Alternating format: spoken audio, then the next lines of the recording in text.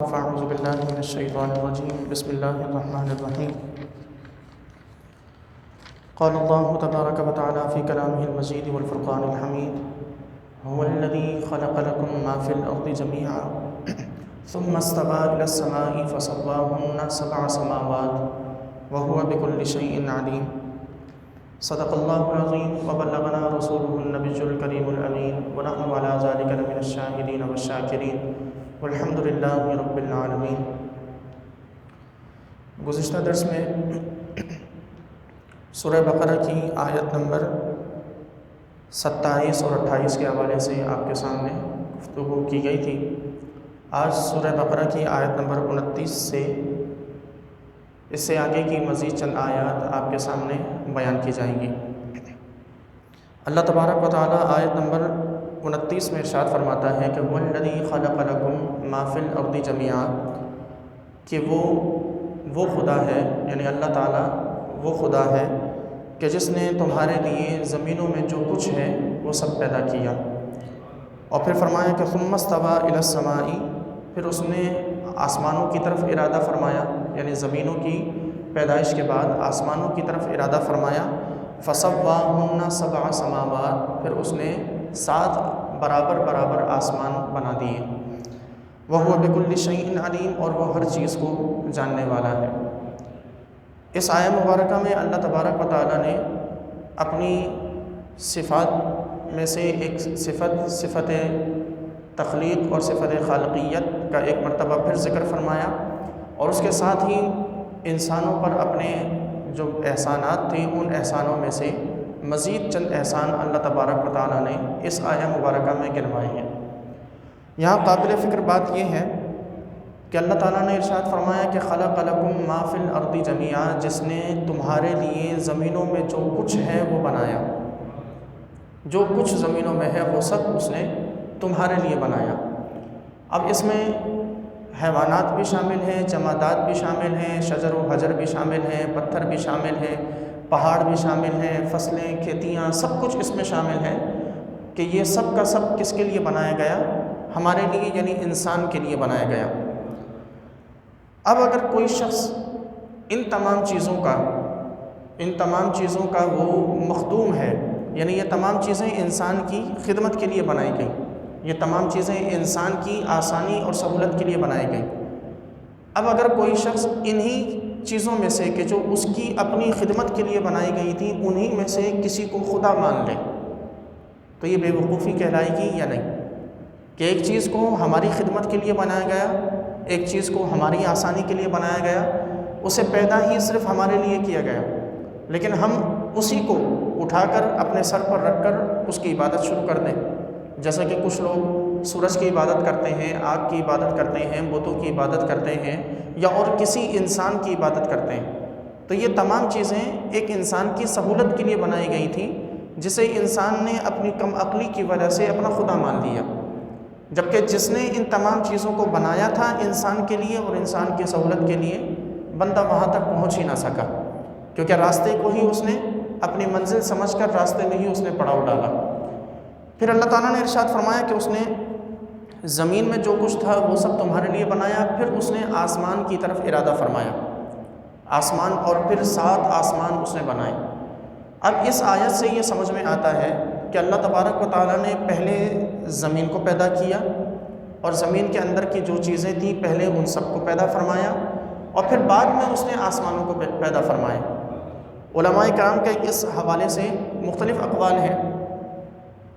بعض علماء یہ بھی فرماتے ہیں کہ اللہ تعالیٰ نے پہلے آسمان بنائے اور اس کے بعد پھر زمین بنائی، لیکن اکثر علماء یہی فرماتے ہیں کہ چونکہ اس آیت میں واضح طور پر یہ حکم ہے کہ اس نے پہلے زمینوں کے اندر کی چیزیں بنائیں تمہارے لیے، تو اس کا مطلب یہ ہے کہ جب زمینوں کے اندر کی چیزیں بنائیں تو زمین اس سے پہلے بنائی گئی ہوگی، زمین بنائی گئی، زمین کے اندر کی چیزیں انسان کے لیے بنائی گئیں، پھر فرمایا کہ ثم استوى الى السماء، کہ پھر اس نے آسمان کی طرف ارادہ فرمایا۔ تو اس کا مطلب یہ ہے کہ پہلے زمینیں بنائی گئیں، پھر زمین کے اندر کی تمام تر چیزیں بنائی گئیں، اور اس کے بعد اللہ تبارک و تعالیٰ نے 2 دن میں، روایات میں ہے کہ 2 دن میں اللہ تبارک و تعالیٰ نے 7 آسمانوں کو پیدا فرمایا۔ اس سے اگلی آیات میں اللہ تبارک و تعالیٰ انسانوں کو جو اس نے اپنا خلیفہ بنایا، اپنا نائب بنایا، تو وہ خلافت اور نائب بنانے کی وجہ اور انسان کو جو شرف اور عزت جو عطا کیا گیا، وہ شرف و عزت اللہ تبارک و تعالیٰ نے اگلی چند آیات میں بیان فرمایا۔ فرماتا ہے وَإِذْ قَالَ رَبُّكَ لِلْمَلَائِكَةِ إِنِّي جَاعِلٌ فِي الْأَرْضِ خلیفہ۔ اے محبوب آپ یاد کیجئے اس وقت کو کہ جب آپ کے رب نے فرشتوں سے کہا انی جاعل فی الارض خلیفہ، کہ میں زمین میں ایک خلیفہ بنانے والا ہوں۔ قالوا، فرشتوں نے کہا، عرض کیا، اتجعل فیہا من یفسد فیہا ویسفک الدماء، کہ پروردگار تو زمین میں ایسے لوگوں کو بنانے والا کہ جو زمین میں فساد بھی پھیلائیں گے اور ایک دوسرے کا خون بھی بہائیں گے۔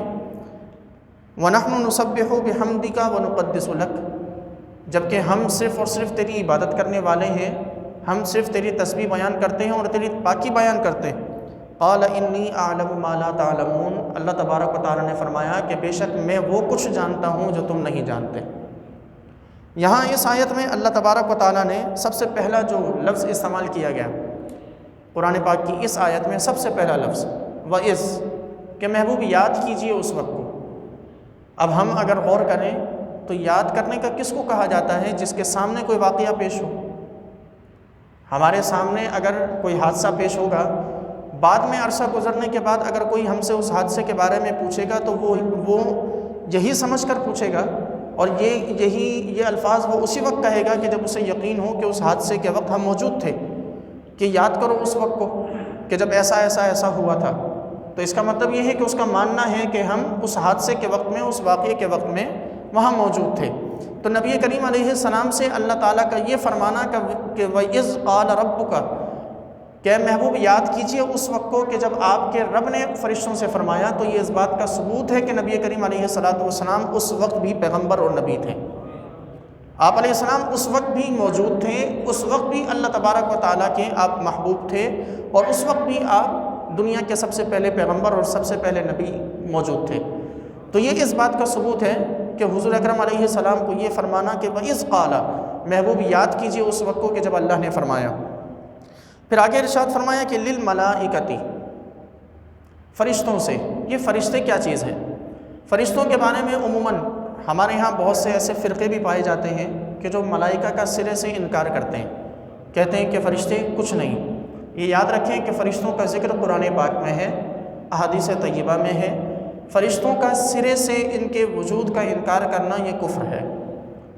جو سرے سے یہ نہ مانے کہ فرشتے کوئی چیز ہوتے ہیں یا فرشتے کچھ بھی نہیں ہیں، وہ دائرہ اسلام سے خارج ہیں، کیونکہ قرآن سے ثابت ہونے والی چیز کا اس نے انکار کیا، اور قرآن کی کسی بھی آیت کا انکار کرنا یہ انسان کو اسلام کے دائرے سے باہر کر دیتا۔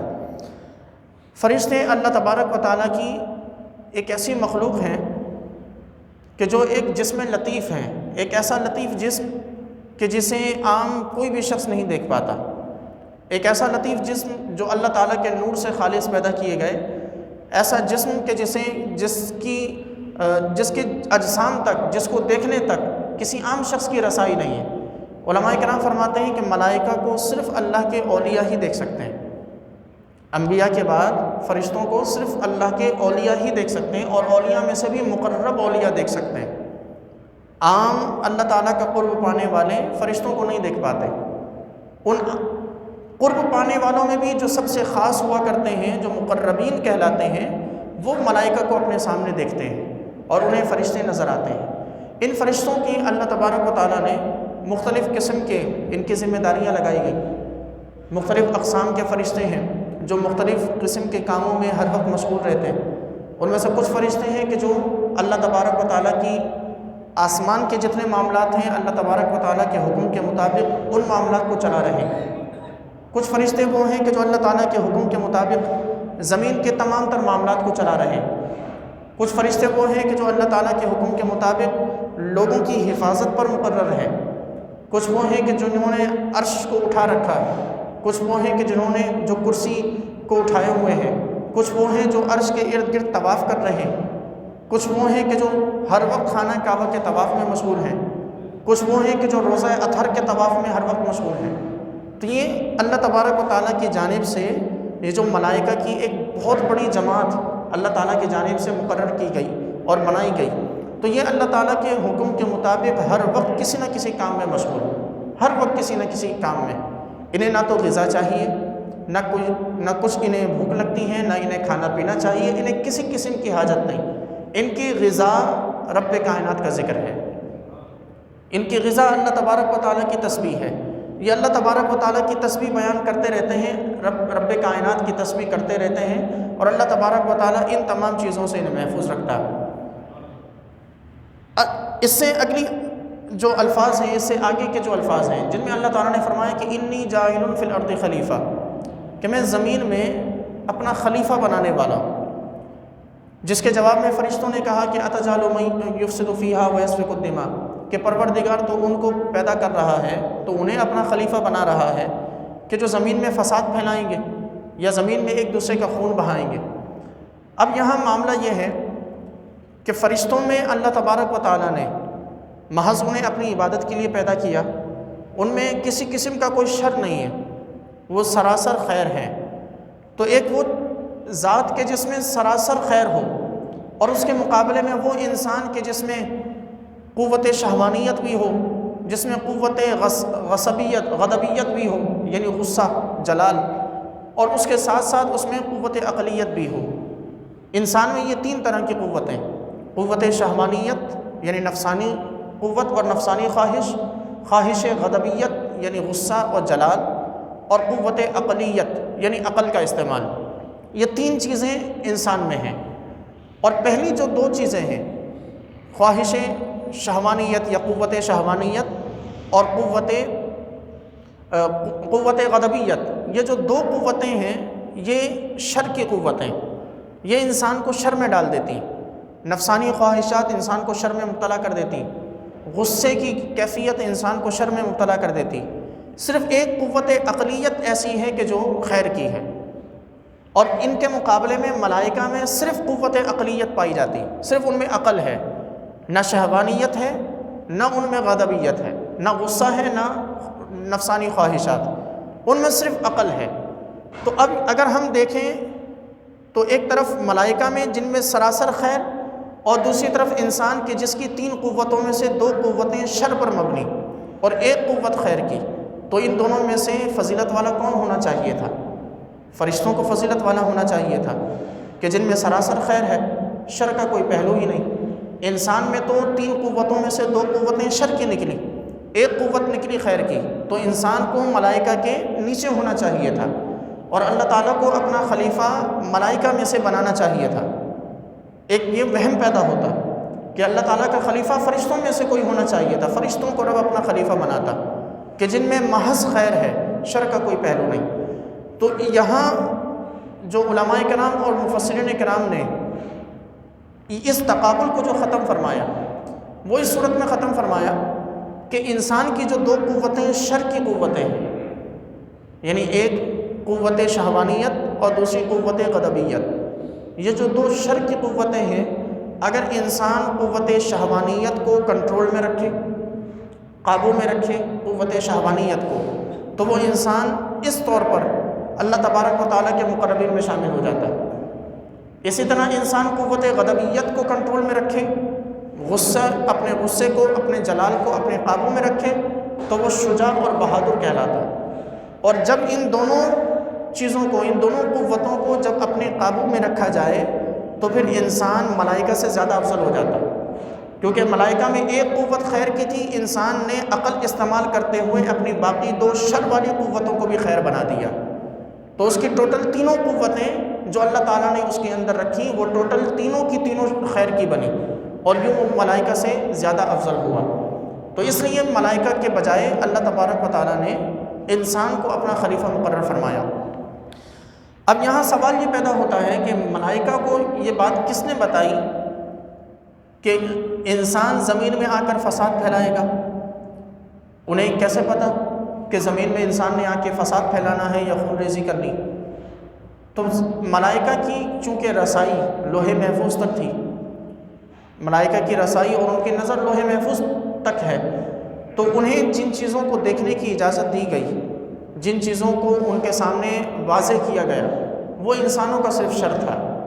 یعنی انہوں نے لوح محفوظ پر جب نظر ڈالی تو انہیں انسانوں کے معاملے میں جتنی باتیں دیکھیں وہ سارے شر کے پہلو تھے، وہ سارے شر کے پہلو، خیر کے پہلو ان کی نظروں سے اوجھل کر دیے گئے، کیونکہ اگر خیر کے پہلو بھی انہیں دکھا دیے جاتے تو خیر شر کے مقابلے میں زیادہ ہے انسان میں، تو وہ ملائکہ کبھی بھی اس بات پر، اس طور پر یہ اللہ تعالیٰ کی بارگاہ میں عرض نہیں فرماتے کہ تم انسانوں کو اپنا خلیفہ کیوں بنا رہا کہ جو زمین میں فساد پھیلائے گا، پھر وہ خیر کو دیکھتے اور رب کائنات کی اس تخلیق پر خوشی کا اظہار فرماتے۔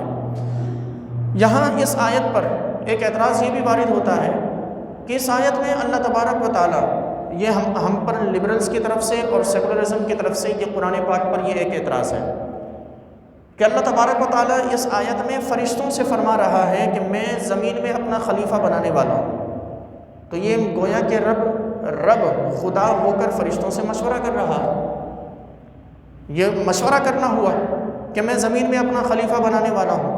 فرشتوں نے کہا کہ تو ایسا خلیفہ بنائے گا کہ جو زمین میں فساد پھیلائے گا، تو یہ ایک طریقے سے ایک کیفیت اور دیکھنے میں یہ ایسا لگ رہا ہے جیسا کہ رب ان سے مشورہ کر رہا، جبکہ یہ مشورہ نہیں ہے، یہ اللہ تبارک و تعالیٰ محض انہیں پیشگی خبر دے رہا ہے کہ میں زمین میں ایسا اپنا خلیفہ بنانے والا ہوں۔ کیونکہ اگر مشورہ ہوتا تو فرشتوں نے یہ جو کہا کہ تو زمین میں ایسا ایک شخص کو اپنا خلیفہ بنا رہا ہے کہ جو زمین میں فساد پھیلائے گا، تو اللہ تبارک و تعالیٰ اس کی کوئی توجیہ بیان فرماتا کہ اس میں فساد ہے تو اس میں خیر بھی ہے، اس میں فساد ہے تو وہ فساد کنٹرول بھی ہو سکتا ہے، اس میں فساد ہے تو اس فساد کو ختم بھی کیا جا سکتا ہے۔ اللہ تعالیٰ کوئی توجیہ بیان فرماتا، جبکہ اللہ تبارک و تعالیٰ نے کیا فرمایا؟ رب نے فرمایا کہ خلیفہ تو میں اسی کو بناؤں گا۔ کیوں؟ اس لیے کہ انی اعلم ما لا تعلمون، میں وہ کچھ جانتا ہوں جو تم نہیں جانتے۔ تو اس کا مطلب یہ ہے کہ رب فیصلہ فرما چکا، اور اب ان سے جو بات ہو رہی ہے ملائکہ سے، وہ محض انہیں پیشگی خبر دی جا رہی ہے کہ زمین میں ایسا ہونے والا ہے۔ اب یہاں اللہ تبارک و تعالیٰ نے خلیفہ کا لفظ ارشاد فرمایا، اس حوالے سے بھی اعتراض ہے کہ خلیفہ کس کو کہتے ہیں؟ خلیفہ کہتے ہیں کسی بھی انسان کا نائب، کسی بھی شخص کا نائب وہ خلیفہ کہلاتا ہے۔ اور نائب کب بنایا جاتا ہے؟ جب کوئی انسان کسی کام کے کرنے کی قوت نہ رکھے تو پھر اپنے نائب کو کھڑا کر دیتا۔ کوئی انسان اس جگہ سے کسی اور جگہ جا رہا ہو تو اپنے پیچھے اپنا نائب چھوڑ جاتا، یا کسی انسان کا انتقال ہو جائے تو اس کے پیچھے اس کا نائب یعنی خلیفہ بنایا جاتا۔ یہ تمام صورتیں زندگی میں ہم ان تمام چیزوں کو دیکھتے ہیں، جیسا کہ والد گھر سے باہر نکلا تو گھر سے باہر والد ہے تو گھر کے اندر اس کا بیٹا اس کا نائب ہے جو گھر کے معاملات کو دیکھتا۔ باس اگر کہیں باہر کے ٹور پر ہے تو وہاں وہ کسی کو اپنا نائب چھوڑ کر جاتا ہے کہ جو اس کے پیچھے اس کے سارے معاملات دیکھتا۔ تو یہ تمام چیزیں ہم دیکھتے ہیں۔ تو ان تمام چیزوں کو اگر دیکھ کر ہم قرآن پاک کی اس آیت کو دیکھیں کہ میں زمین میں اپنا خلیفہ بنانے والا ہوں، تو اس سے کیا سمجھ میں آتا کہ معاذ اللہ تعالیٰ کوئی کام نہیں کر سکتا کہ جس کام کے کرنے کے لیے اس نے خلیفہ بنایا؟ یہ اعتراض ہے کہ معاذ اللہ مسلمانوں سے کہا جاتا ہے کہ تمہارا خدا کوئی کام نہیں کر سکا کہ جس کی وجہ سے انسان کو اس نے خلیفہ بنایا، اپنا نائب بنایا، یا تمہارا خدا ایک جگہ سے دوسری جگہ چلا گیا کہ جس کی وجہ سے وہ اپنے پیچھے اپنا نائب چھوڑ گیا، یا معاذ اللہ تمہارا خدا مر گیا کہ جس کی وجہ سے اس کا نائب بنانا پڑا۔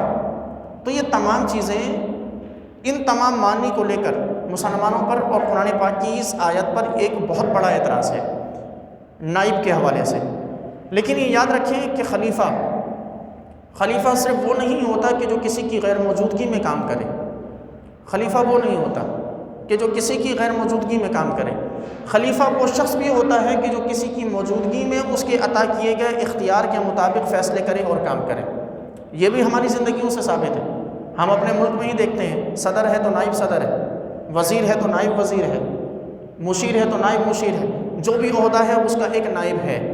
کیوں؟ اس لیے کہ وہ جو اصل جو عہدے دار ہے وہ آرڈر کرتا ہے، اور اس کے نیچے والا جو ہے وہ ان آرڈرز کو فالو کرتے ہوئے دنیا کے دیگر معاملات چلاتا ہے۔ تو اللہ تبارک و تعالیٰ کا یہ جو خلیفہ، یہاں جو خلیفہ کا لفظ ہے یہاں ایک یہ اس معنی میں ہے، اور اس سے دوسرا معنی پیغام پہنچانے والا مراد ہے۔ اس کی ضرورت کیوں پیش آئی خلیفہ بنانے کی؟ اس کی ضرورت اس لیے پیش آئی کہ انسان میں اس قدر قوت نہیں ہے کہ وہ براہ راست اپنے رب سے فیض پا سکے۔ اتنی قوت نہیں، اتنی صلاحیت نہیں کہ وہ براہ راست اپنے رب سے تمام تر فیوز اور برکات حاصل کر سکے۔ اسے ضرورت تھی بیچ میں ایک واسطے کی، ضرورت تھی بیچ میں ایک واسطے کی، جس واسطے تک وہ پہنچے اور اس واسطے سے وہ اللہ تبارک و تعالیٰ کے فیض کو حاصل کریں۔ تو یہ تمام انبیاء جو اللہ کے خلیفہ مقرر کیے گئے، یہ تمام انبیاء اللہ تعالیٰ اور اس کی مخلوق کے درمیان ایک واسطہ ہیں، فیض کا، برکات کا، رحمتوں کا، یہ ایک وسیلہ اور واسطہ ہے۔ رب کائنات کلام ان سے فرماتا ہے اور یہ اللہ کے کلام کو ہم تک پہنچاتے ہیں۔ اللہ تبارک و تعالیٰ کے احکام ان پر نازل ہوتے ہیں اور پھر ان کے ذریعے وہ احکام ہم تک نازل ہوتے ہیں اور ہم تک پہنچتے ہیں۔ آپ دیکھیں کہ قرآن پاک کے نازل ہونے کی کیا کیفیت، کیا صورت ہے کہ نبی کریم علیہ الصلاۃ والسلام پر، یہ ایک مثال آپ کے سامنے پیش کر رہا ہوں۔ قرآن پاک کی نزول کی جو کیفیت ہے کہ حضور اکرم علیہ الصلاۃ والسلام پر جب قرآن آیت نازل ہوا کرتی تھی تو آپ پر اس قدر بوجھ پڑتا تھا، اس قدر بوجھ ہوتا تھا کہ آپ علیہ الصلاۃ والسلام کا جسم اطہر سخت ترین سردیوں میں بھی پسینے سے تربتر ہو جاتا تھا، سخت ترین سردیوں میں۔ اور ایک صحابی ہیں، ان کا کہنا ہے کہ نبی کریم علیہ الصلاۃ والسلام کا گھٹنا مبارک میرے گھٹنے پر تھا، ساتھ بیٹھے ہوئے تھے، اور اسی اثنا میں آپ پر وحی نازل ہونا شروع ہوئی۔ قرآن پاک کی ایک مختصر آیت حضور اکرم علیہ السلام پر اس وقت نازل ہوئی۔ وہ فرماتے ہیں کہ حضور اکرم علیہ السلام کا گھٹنا مبارک، وہ آپ کا قدم مبارک اس قدر بھاری ہونا شروع ہوا، اس قدر بھاری ہو گیا کہ مجھے لگا کہ ابھی میرا گھٹنا ٹوٹ جائے گا۔ تو ہم نے حضور سے پوچھا کہ یا رسول اللہ صلی اللہ علیہ وسلم، آپ کی یہ کیفیت ہر بار ہوتی؟ حضور نے فرمایا کہ ہاں، وحی الہی کے نزول کی سب سے جو مشکل صورت ہے وہ یہی ہے۔ اب کیا کوئی عام شخص اس بات کی صلاحیت رکھتا ہے کہ وہ اللہ کی وحی کے نزول کی اس کیفیت کو برداشت کر سکے؟ جبکہ رب قرآن کے بارے میں فرماتا ہے کہ ہم نے اسے پہاڑوں پہ اتارا ہوتا تو پہاڑ ریزہ ریزہ ہو جاتے، اگر یہ پہاڑوں پر نازل ہوتا تو پہاڑ ریزہ ریزہ ہو جاتے۔ انسانوں میں سے بھی ہر انسان اس بات کی صلاحیت نہیں رکھتا کہ قرآن اس پر نازل ہوتا۔ وہ ایک خاص رب کائنات نے نبی کریم علیہ الصلاۃ والسلام کو اپنی تمام تر توجہات کا اور صفات کا مظہر بنا کر اس بات کا لائق بنایا کہ قرآن آپ پر نازل کیا جاتا اور آپ اس کی تمام تر معاملات کو برداشت فرماتے۔ لیکن ہم پر قرآن کس طرح ہم تک پہنچا؟ حضور اکرم علیہ الصلاۃ والسلام نے جیسی بھی مشقت برداشت فرمائی، جیسی بھی مشکل برداشت فرمائی اور جیسا بھی بوجھ برداشت فرمایا، اور قرآن پاک اللہ تبارک و تعالیٰ نے آپ پر نازل فرمایا، لیکن آپ کے ذریعے سے قرآن ہم تک پہنچ رہا ہے تو ہمیں کوئی تکلیف نہیں، ہمیں کوئی بوجھ نہیں۔ میں آپ کے سامنے قرآن آیات بیان کر رہا ہوں، کیا آپ کے جسموں پر کوئی بوجھ پڑ رہا ہے؟ کیا جسم بھاری ہونے لگتے ہیں؟ بالکل بھی ایسی کیفیت نہیں۔ تو یہ ایک وسیلہ ہمارے اور خدا کے درمیان ہونا ضروری تھا کہ جس وسیلے کے ذریعے ہم اللہ رب کائنات کے احکام کو لے سکتے، ہم اللہ تبارک و تعالیٰ کے فیوز کو حاصل کر سکتے۔ بغیر اس وسیلے کے کسی بھی شخص کا براہ راست رب تک پہنچ جانا یہ ایک ناممکن امر ہے۔ پھر اس خلیفہ کو اللہ تبارک و تعالیٰ نے، انسان کو، خلیفہ کو، یعنی حضرت آدم علیہ نبینا علیہ السلام کو اللہ نے قرآن میں 4 ناموں سے یاد فرمایا، 4 نام بیان فرمائے۔ سب سے پہلا نام تو یہی بیان فرمایا، خلیفہ۔ دوسرا نام اسی آیت میں آگے ارشاد فرمایا کہ آدم، 2 نام، اور تیسرا نام ارشاد فرمایا قرآن پاک میں حضرت آدم کا بشر، اور چوتھا نام قرآن پاک میں ہی اللہ تبارک و تعالیٰ نے حضرت آدم کا بیان فرمایا، الانسان۔ یہ 4 نام اس خلیفہ کے اللہ تبارک و تعالیٰ نے قرآن پاک میں بیان فرمائے ہیں۔ پھر ارشاد فرمایا وَعَلَّمَ آدَمَ الْأَسْمَاءَ كُلَّهَا، اللہ تبارک و تعالیٰ نے آدم علیہ نبینا علیہ السلام کو، اللہ تبارک و تعالیٰ نے تمام چیزوں کے نام سکھا دیے، تمام چیزوں کے نام بتا دیے۔ ثُمَّ عَرَضَهُمْ عَلَى الْمَلَائِكَةِ، پھر وہ چیزیں فرشتوں کے سامنے رکھی گئیں اور فرشتوں سے کہا گیا أَنْبِئُونِي بِأَسْمَاءِ هَؤُلَاءِ ان کنتم صادقین، اگر تم سچے ہو کہ زمین میں خلیفہ تم میں سے کسی کو ہونا چاہیے تھا اور انسان کو نہیں ہونا چاہیے تھا، اگر تم اس بات میں سچے ہو کہ انسان زمین میں فساد پھیلائے گا اور انسان میں کوئی خیر کا پہلو نہیں، تو پھر یہ جو چیزیں تمہارے سامنے رکھی گئی ہیں ان چیزوں کے نام بتا دو، ان چیزوں کے نام بتاؤ۔ قالوا سبحانک لا علم لنا، فرشتوں نے عرض کی پروردگار تو پاک ہے، لا علم لنا الا ما علمتنا، ہمارے پاس صرف اتنا ہی علم ہے جتنا تو نے عطا کیا، اس کے سوا ہمارے پاس کچھ نہیں۔ انک انت العلیم الحکیم، کہ بے شک تو ہی علم و حکمت والا ہے، علیم اور حکیم۔ پھر فرمایا قال یا آدم، حضرت آدم علیہ نبینا علیہ السلام سے حکم ہوا انبئہم باسمائہم، آپ بتا دیجئے انہیں ان تمام چیزوں کے نام۔ فلما انبأہم باسمائہم، تو جب حضرت آدم علیہ نبینا علیہ السلام نے ان چیزوں کے نام بیان فرما دیے، قال، تو رب نے ارشاد فرمایا الم اقل لکم، کیا میں تم سے نہ کہتا تھا، کیا میں نے تم سے نہیں کہا انی اعلم غیب السماوات والارض، کہ میں زمین و آسمان کے تمام تر پوشیدہ باتوں کو جانتا ہوں، وَأَعْلَمُ مَا تُبْدُونَ وَمَا كُنْتُمْ تَكْتُمُونَ، اور میں وہ کچھ بھی جانتا ہوں جو تم اپنے منہ سے ظاہر کرتے ہو اور وہ بھی جانتا ہوں جو تم اپنے دلوں میں چھپائے ہوئے ہو۔ فرشتوں نے یہ اعتراض نہیں کیا تھا کہ خلیفہ ہم میں سے ہونا چاہیے یا ہمیں خلیفہ ہونا چاہیے، لیکن ان کی جو بات، جو جس طرح کی بات انہوں نے فرشتوں نے اللہ رب کائنات کی بارگاہ میں کی کہ اللہ تبارک و تعالیٰ زمین میں ایسے لوگوں کو خلیفہ بنا رہا ہے جو زمین میں فساد پھیلائیں گے، جبکہ ان کے مقابلے میں ہم تیری تسبیح بیان کرنے والے ہیں، اس سے اشارہ ضرور ملتا تھا کہ وہ چاہتے تھے کہ خلیفہ انہیں ہی بنایا جائے، فرشتوں کو ہی خلیفہ بنایا جائے۔ تو رب کائنات نے اسی کے بارے میں ارشاد فرمایا وَأَعْلَمُ مَا تُبْدُونَ وَمَا كُنْتُمْ تَكْتُمُونَ، کہ میں وہ کچھ بھی جانتا ہوں جو تم ظاہر کرتے ہو اور وہ بھی جانتا ہوں جو تم چھپائے ہوئے ہو اور بظاہر تم نہیں کہتے۔ ان تمام آیات میں اللہ تبارک و تعالیٰ نے انسان پر اپنی فضیلت، انسان کو جو فضیلت عطا فرمائی، اس فضیلت کے حوالے سے ذکر فرمایا۔ انسان کو اللہ تبارک و تعالیٰ نے خلیفہ بنایا، انسان کو اللہ تبارک و تعالیٰ نے فرشتوں سے افضل اور فرشتوں کے سامنے ان کی افضلیت کو ثابت کیا، اور اسی طرح انسان کو اللہ تبارک و تعالیٰ نے اگلی آیات میں اس بات کا ذکر ہے کہ فرشتوں کو حکم بھی دیا کہ وہ انسان کو یعنی حضرت آدم علیہ نبینا علیہ السلام کو سجدہ بھی کریں۔ یہاں ایک بات قابل فکر ہے کہ اللہ تبارک و تعالیٰ نے فرشتوں کے سامنے انسان کی فضیلت بتانے کے لیے صرف علم کو ہی منتخب کیوں فرمایا؟ کوئی اور چیز منتخب فرما لیتا، کسی اور چیز کے بارے میں سوال ہو جاتا، یا کسی اور چیز کو امتحان مقرر کر لیا جاتا۔ ایک علم ہی کیوں کہ علم کے ذریعے ہی سوال ہوا کہ فرشتوں کو حکم ہوا کہ ان چیزوں کے نام بتاؤ، فرشتوں نے عاجزی کا اظہار کیا، تو حضرت آدم علیہ نبینا علیہ السلام کو حکم ہوا کہ ان چیزوں کے نام بتاؤ، حضرت آدم علیہ نبینا علیہ السلام بتا دیتے۔ تو آخر کیا وجہ ہے کہ صرف ایک علم کو منتخب کیا گیا حضرت آدم کی فرشتوں پر فضیلت بتانے کے لیے؟ اس کی وجہ یہ ہے کہ علم اللہ تبارک و تعالیٰ کی وہ صفت ہے کہ جو دیگر تمام تر صفات پر حاوی ہے۔ علم وہ صفت ہے۔ اللہ تبارک و تعالیٰ خبیر ہے، خبر رکھتا ہے، تو اس کے لیے علم ضروری۔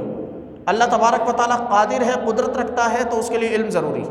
اللہ تعالیٰ رازق ہے، رزاق ہے، رزق عطا فرماتا ہے، تو اس کے لیے علم ضروری۔ اللہ تبارک و تعالیٰ خالق ہے، پیدا فرماتا ہے، تو اس کے لیے علم ضروری کہ پیدا فرمانا آتا ہو تو پیدائش اور بندہ وجود میں آئے۔ کسی کے بارے میں علم ہو کہ وہ رزق کا محتاج ہے تو ہی اسے رزق دیا جائے، کسی چیز کے بارے میں خبر ہو تو ہی اس چیز پر قدرت رکھی جائے۔ تو اللہ تبارک و تعالیٰ کی یہ ایک علم کی صفت اس کی تمام تر صفات کو سموئے ہوئے ہے، سمیٹے ہوئے، یہ ایک صفت۔ اسی وجہ سے اللہ تبارک و تعالیٰ نے اس امت میں جن افراد کو بھی اپنا علم عطا فرمایا، یعنی اپنے دین کا علم عطا فرمایا یا اپنے دین کے علم کی توفیق عطا فرمائی، ان تمام انسانوں کے بارے میں اللہ نے قرآن میں واضح اعلان فرمایا کہ یہ دیگر تمام لوگوں کے مقابلے میں درجات میں سب سے بلند ہے۔ دیگر تمام لوگوں کے مقابلے میں جنہیں اللہ نے اپنے دین کا علم عطا فرمایا، وہ دیگر تمام کے تمام انسانوں میں، چاہے کسی شخص کا کسی بھی اعلیٰ قسم کی فیلڈ سے تعلق ہو، اللہ تبارک و تعالیٰ نے اس شخص کو، ایک عالم کو، دیگر تمام لوگوں پر فضیلت اور فوقیت عطا فرمائی، صرف اس وجہ سے کہ یہ علم اس کی ایسی صفت ہے کہ جو تمام صفتوں کو سمیٹے ہوئے۔ تو جو شخص اس دنیا میں رب کائنات کے دین کے علم کا جو عالم ہوا کرتا، وہ گویا کہ اللہ تبارک و تعالیٰ کی اس صفت علم کا مظہر ہوتا، جو رب کائنات کی سب سے ایک خاص صفت ہے۔ اللہ تبارک و تعالیٰ سے دعا ہے رب تعالیٰ ہم سب کو یاد رکھنے، سمجھنے اور عمل کرنے کی توفیق رفیق مرحمت فرمائے۔